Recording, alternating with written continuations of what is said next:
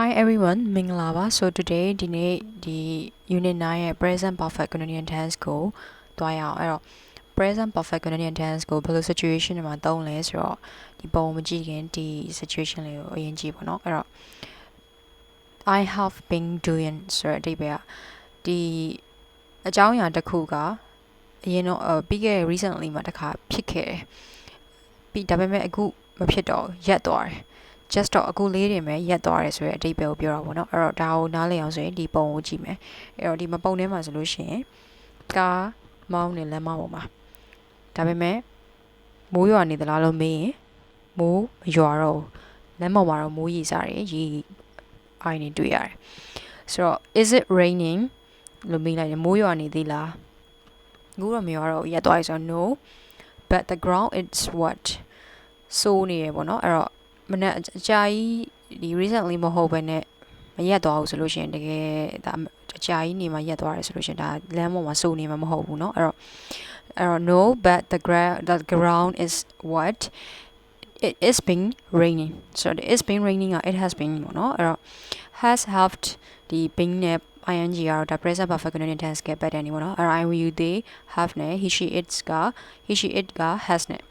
အဲ့တော့ဒါနောက်က perfect ing okay အဲ့တော့ဒါလည်းဒီခုန situation ကိုပြန်ရှင်းအောင်နော် we use the present perfect continuous for an activity that has recently stopped or just stopped အဲ့တော့ recently မကြာသေးမီမှာရက်သွားတယ်မိုးရွာတာစောစောတော့ရွာတယ်ဥပမာလုံးငယ်2နာရီလောက်ကရွာတယ်အခုအချိန်မှာ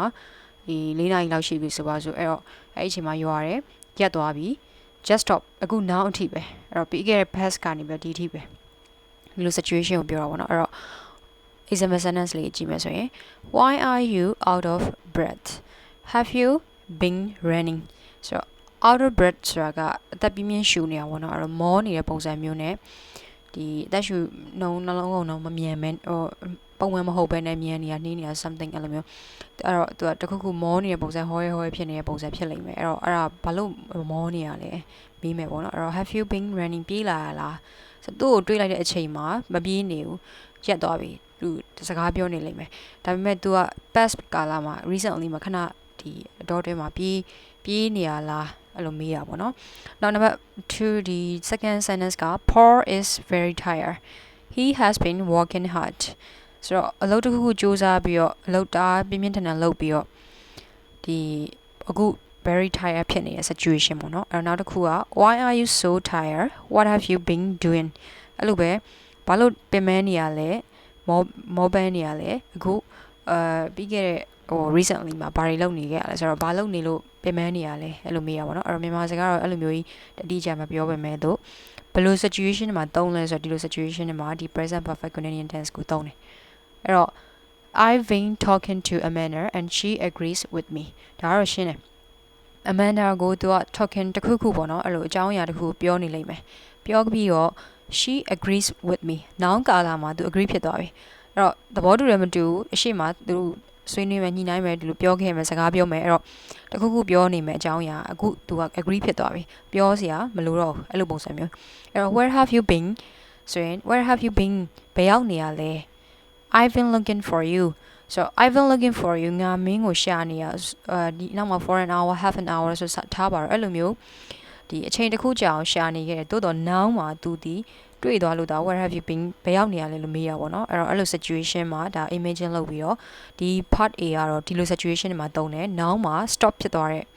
recently မှာ stop ဖြစ်သွားတယ် just မှာ just stop ဆိုခဏလေးတင်စောစောလေးကမိုးရွာသွားတယ်အခုရက်သွားပြီမိုးမရွာတော့ဒီလိုပုံစံမျိုးတွေပေါ့နော်အဲ့တော့အဲ့ဒီမှာသုံးတယ်နောက် number part B က it's been raining for 2 hours so 2 hours ကကျတော့2နာရီလောက်ကြာပြီ it's been raining ဒါ it has been raining ပဲအဲ့တော့ it's been raining for 2 hours မိုးရွာနေတာ2နာရီလောက်ကြာပြီဒီဒိတ်ပဲဒီနောက်ထပ်ဘယ်လိုဒီ present perfect continuous ကိုဘယ်လို situation မှာသုံးသေးလဲဆိုရင်ဒီမှာကျအခုရက်သွားပြီဒီမှာကျတော့မရက်သေးဘူးဆက်ပြီး continue stay raining ဖြစ်နေတဲ့ situation မှာလည်းသုံးလို့ရတယ်ဆိုတော့ဒီဟာပဲပုံသေးမှတ်မှာဆိုလို့အဲ့ဒီ present perfect continuous tense ကအပေါ်မှာဆိုရင်တော့ stop ဖြစ်ပြီးအခုဒီမှာဆိုလို့ရှိရင်လွန်ခဲ့တဲ့2နာရီလောက်တည်းမိုးရွာနေတာဆိုပါဆို mooring မှာတနေရာပနေလို့ဖုန်းဆက်ပြီးတော့မိုးရွာနေလားရွာနေတယ်လွန်ခဲ့တဲ့2နာရီလောက်တည်းရွာနေတာအခုထိရောပဲမတိတ်သေးဘူးဆိုတော့ဒီလိုသဘောမျိုးကိုမေးတယ်တော့အဲ့တော့ it began raining 2 hours ago လုံခဲ့2နာရီလောက်ထဲရွာနေခဲ့တယ်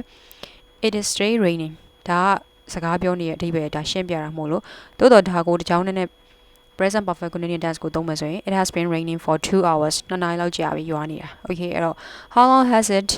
been raining it's been raining for 2 hours ဒါဒီ it has been လို့ပြောပါတော့အဲ့တော့ we use the present perfect continuous in this way အဲ့တော့ဒီလို present perfect continuous ကိုဒီလိုမျိုးနဲ့လည်းသုံးတယ် especially ဒီ how long for လို့ since လို့လည်းတွဲပြီးတော့သုံးတယ် the activity is still happening အဲ့တော့မိုးရွာတာလည်းမတိတ်သေးဘူးဆိုတဲ့သဘောပေါ့နော်အဲ့တော့ as this example so ဒီလိုမျိုးမတိတ်သေးဘူးဆိုတဲ့အချိန်ဒီမှာလည်းသုံးတယ်လို့ဒီလို stop မှာလည်းသုံးတယ်အဲ့တော့ဒီ example မှာကတော့မိုးရွာတာအခုထိမတိတ်သေးတဲ့ပုံစံမျိုးနဲ့သုံးတယ်ပေါ့နော်ဒါမှမဟုတ်လို့ရှိရင်လည်းဒါအပေါ်မှာဆိုရင် had just stopped ရသွားတဲ့အချိန်မှာသုံးတယ် okay အဲ့တော့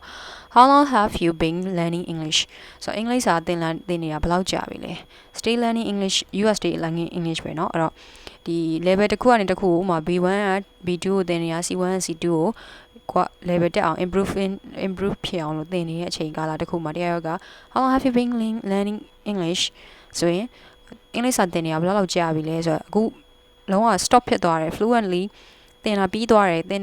တဲ့ကာလပြီးသွားတယ်ဆိုတာကစာမေးပွဲတွေဖြေတာလိုမျိုးတစ်ခုပြီးတစ်ခု certificate ရတာမျိုး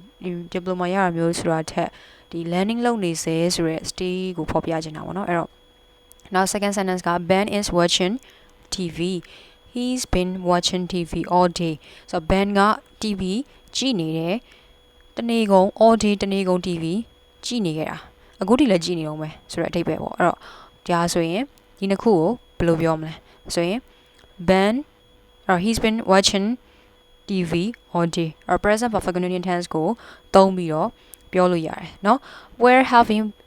you been ဘယ်ရောက်နေလဲ I've been looking for you for the last half an hour လွန်ခဲ့တဲ့နာရီဝက်ထဲကရှားနေတာငါနေဘယ်ရောက်နေရလဲဆိုအဲ့လိုမျိုးမေးရเนาะ Chris hasn't been feeling well recently so feeling well ဆိုနေကောင်းတာဒီမှာ hasn't been ဆိုနေမကောင်းဘူး recently ဆိုတော့အဓိပ္ပာယ်ကအခုနေကောင်းသွားတာလည်းဖြစ်နိုင်တယ်လို့ဒီမှာတော့ situation တွေမှာဖော်ပြရင်ဒါ it depends on မယ်เนาะအဲ့တော့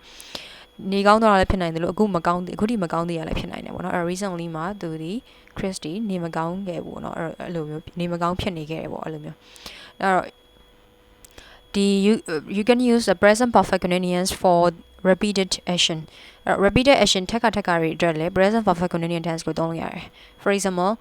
Sylvia is a very good tennis player she's been playing since she was 8တော့ Sylvia ကtennis player tennis ကစားသမားအရန်တော်တဲ့ tennis ကစားသမားတစ်ယောက်သူမအသက်8နှစ်လောက်အရွယ်တွေကစပြီးကစားခဲ့တာဆို repeated နေတိုင်းအဲ့လိုမျိုးဒါကစားခဲ့ရဆိုတဲ့အဓိပ္ပာယ်ကို repeated action ကိုဖော်ပြတဲ့အချိန်မှာဒီဟာကိုသုံးတယ်ပေါ့နော် present perfect continuous tense ကိုသုံးတယ်အဲ့တော့ every morning they meet in the same cafe အဲ့တော့ same cafe မှာ every morning တွေ့တယ်ဥမာဆိုပါစို့ဒီသူတို့နှစ်တွေကြာကြီးပဲဒီ